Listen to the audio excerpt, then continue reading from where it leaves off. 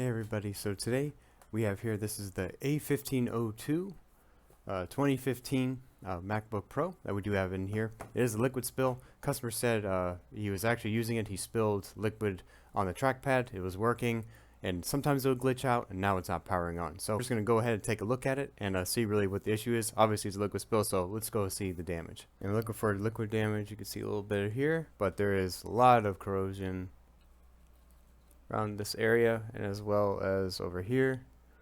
You see it, and we put under the microscope here. You can see this, all that trackpad is completely corroded. It's really bad.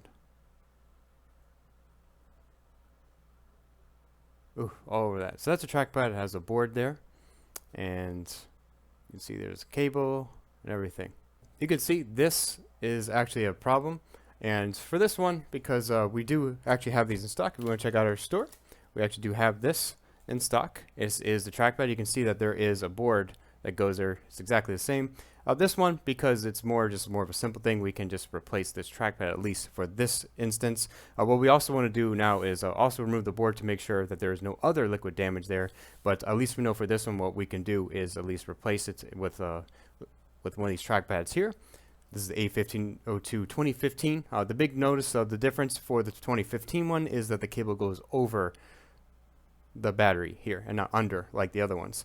Still, regardless, if you're replacing any type of cables or anything, or even the trackpad in this matter, if you're replacing the trackpad on this one, you do have to obviously remove the battery here. Sometimes this cable actually can go bad, especially if it's rubbing against the bottom cover there. It can do that, and over time it can just get bad. And sometimes what you'll see in some of these models, especially for the A1502, is for the 2015 one, is that the keyboard and the trackpad just stop suddenly working, and usually that is because of this problem. At least that can be at least this problem. It can be a little bit more.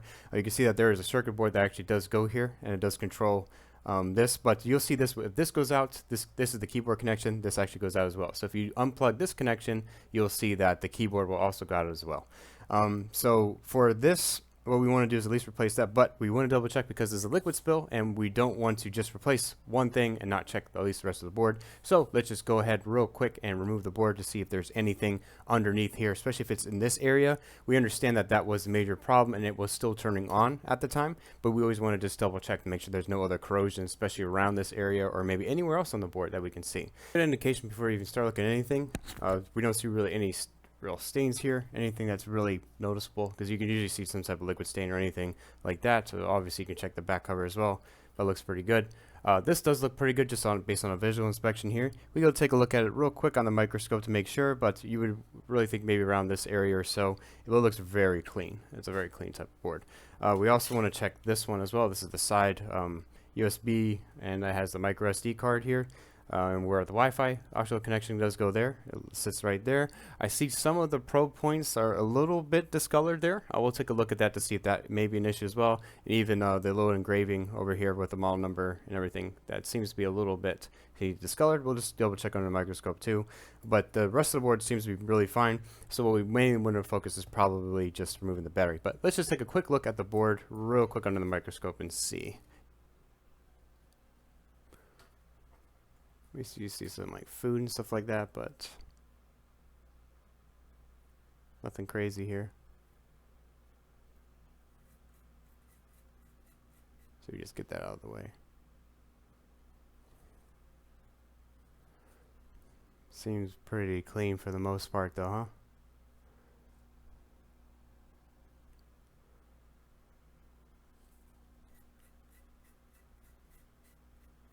Alright, looks pretty good.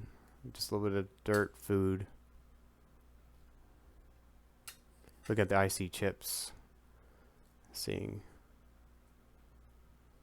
if there's any other damage there. Must be pretty good. But we're really, it looks like most likely the trackpad's really the only issue here, because this board looks pretty clean for the most part.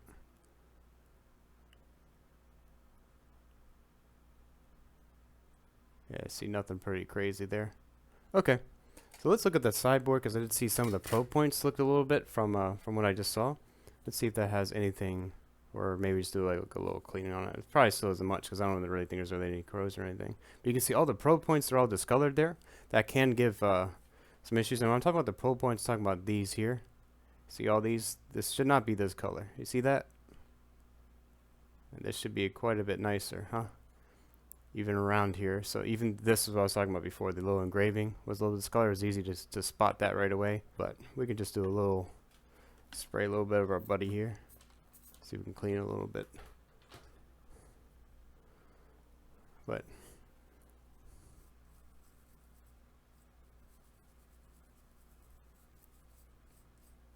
you see the discoloration from it. Now it's getting a little bit better.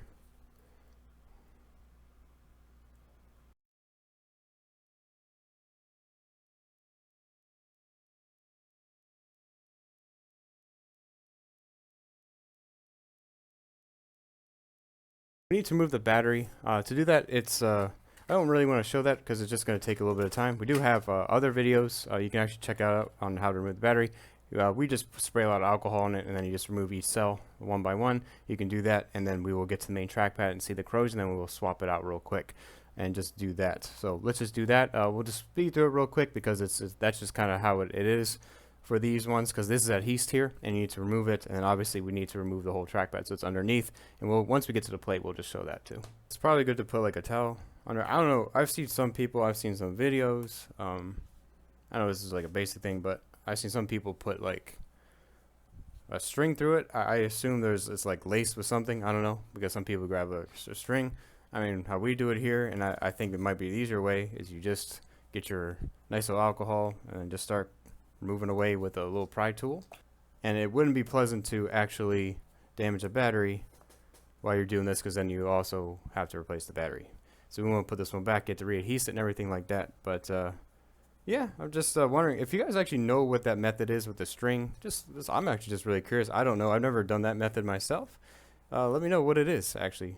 Leave it in the comment. I'm actually really curious to see what that string method is. Is it just like laced with alcohol?